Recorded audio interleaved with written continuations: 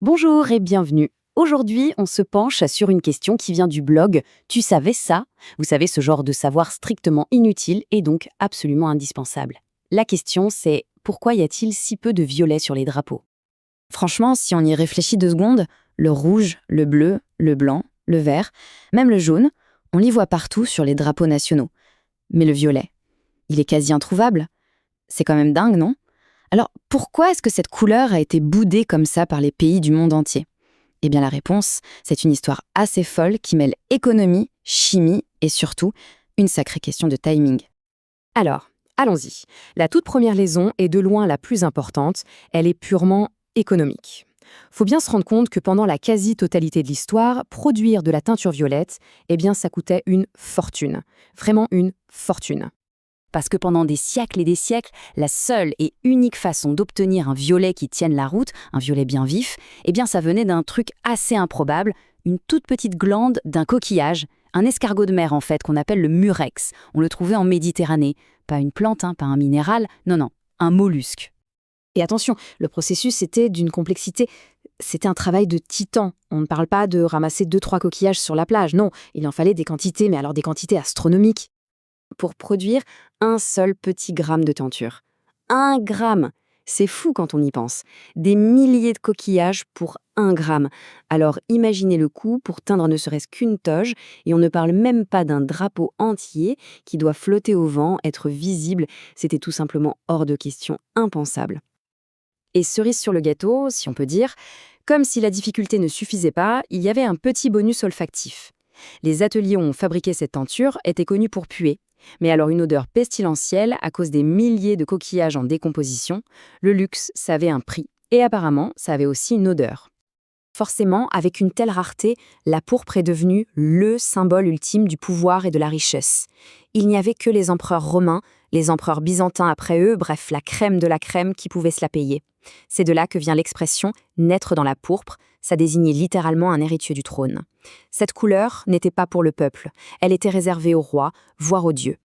Et là, la comparaison fait mal. Pendant que le violet dépendait de ces fameux coquillages hors de cri, les autres couleurs, celles des drapeaux qu'on connaît, eh bien elles venaient de sources beaucoup plus simples et abordables. On avait l'ocre pour faire du rouge, l'indigo pour le bleu, le cuivre pour le vert. Un drapeau, c'est un symbole pour tout un peuple. Il fallait donc des couleurs populaires, accessibles. Et le violet, eh bien c'était tout sauf ça. Bon, maintenant faisons un grand saut dans le temps. On arrive au 19e siècle et là, c'est la révolution pour le violet.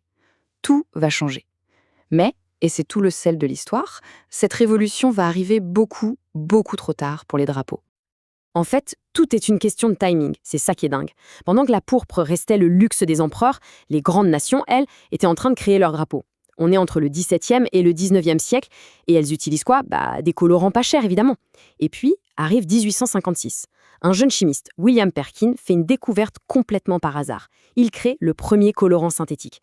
C'est la mauvéine, un violet super vif et surtout très bon marché.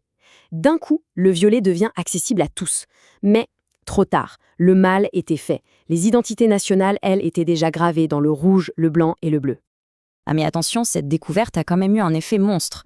Ça a déclenché ce qu'on a appelé une Purple Mania, une folie du violet, à l'époque victorienne. D'un coup, tout le monde s'est mis à vouloir des robes violettes, des chapeaux violets, des rubans violets. C'est devenu la couleur super à la mode, le symbole de la modernité. Sauf que voilà, pour les drapeaux, le train était déjà passé. Bon, évidemment, il y a toujours des exceptions pour confirmer la règle. Alors jetons un œil aux quelques drapeaux qui, aujourd'hui, ont osé mettre un peu de violet. Alors, la liste est très courte. Le plus connu, c'est sans doute celui de la Dominique. Il y a un superbe perroquet dessus, le Cicérou, qui a des plumes violettes.